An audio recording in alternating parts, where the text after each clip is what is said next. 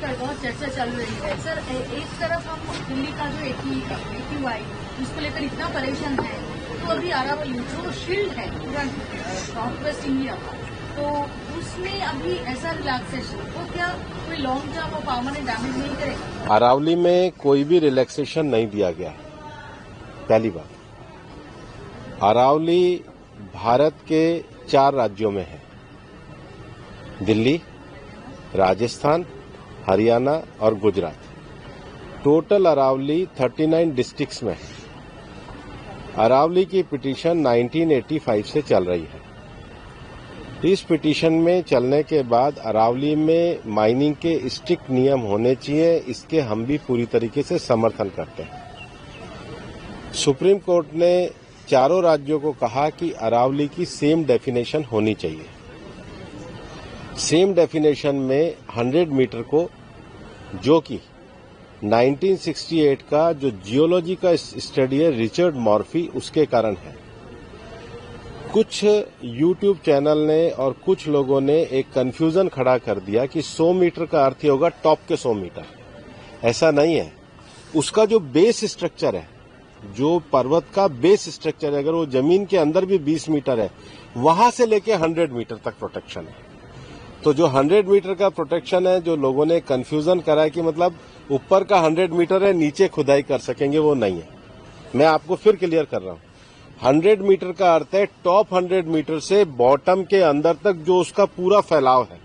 पहाड़ी तो ऐसे होती है, तो उसका बॉटम तो बड़ा होता है। जहां तक उसका बॉटम जाएगा वहां से लेके 100 मीटर तक प्रोटेक्शन है। और अगर एक पहाड़ी और दूसरी पहाड़ी के बीच में 500 मीटर का ही गैप है, तो वो जमीन भी अरावली रेंज मानी जाएगी। इस डेफिनेशन के आने के बाद 90% से ज्यादा एरिया प्रोटेक्टेड एरिया में आ गया।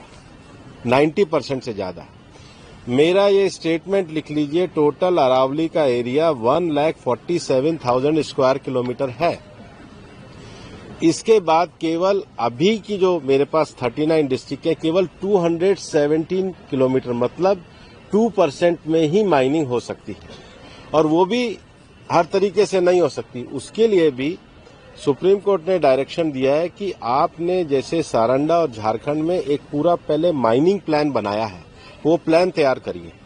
वो प्लान तैयार करने के बाद भी ICFR जो इंस्टीट्यूशन है उसकी परमिशन होगी, उसके बाद ही परमिशन मिलेगी। दिल्ली में कोई भी माइनिंग अलाउ ही नहीं है, ना होगी। मैं फिर दोहरा रहा हूं, दिल्ली के अरावली हिल्स में माइंस पूरी तरीके से बैन है। अरावली में लगभग 20 से ज्यादा फॉरेस्ट रिजर्व प्रोटेक्टेड एरिया वो एज इट इज रहेंगे। तो reserve area, protected area, even 100 metre भी पहले क्या होता था, जो लोगों ने करा था कि टॉप को छोड़ के नीचे खुदाई करते थे, तो वो एक तरीके से उसके चारों तरफ करते थे। अब वो भी नहीं कर सकेंगे। तो मुझे लगता है सुप्रीम कोर्ट ने जो निर्णय दिया है, ministry of environment, survey of India, geological survey of India, और जियोलॉजिकल सर्वे ऑफ इंडिया में जो इंटरनेशनल स्टैंडर्ड है रिचर्ड मॉर्फी, उसको दिया है। उसके बाद भी मामला सुप्रीम कोर्ट में है। हम पूरी तरीके से सहयोग करने के लिए तैयार हैं। पिछले 2 साल से लगातार स्वयं प्रधानमंत्री जी ने अरावली में वृक्षारोपण किया है। ये सरकार पिछले 2 साल से ग्रीन अरावली का मूवमेंट चला रही है। मैंने खुद ने पिछले दिनों उदयपुर में सारे DFOs की, मतलब चारों जिलों के 39 DFO की मीटिंग करी है। हम हर डिस्ट्रिक्ट में अरावली की नेटिव स्पीशीज का एक नर्सरी लगा रहे हैं। हम ग्रीन अरावली के लिए प्रतिबद्ध हैं। ये एक झूठ फैलाया जा रहा है। और सबसे बड़ी बात है कि ये जो रिपोर्ट है, ये 2006 से राजस्थान में ऑलरेडी लागू है।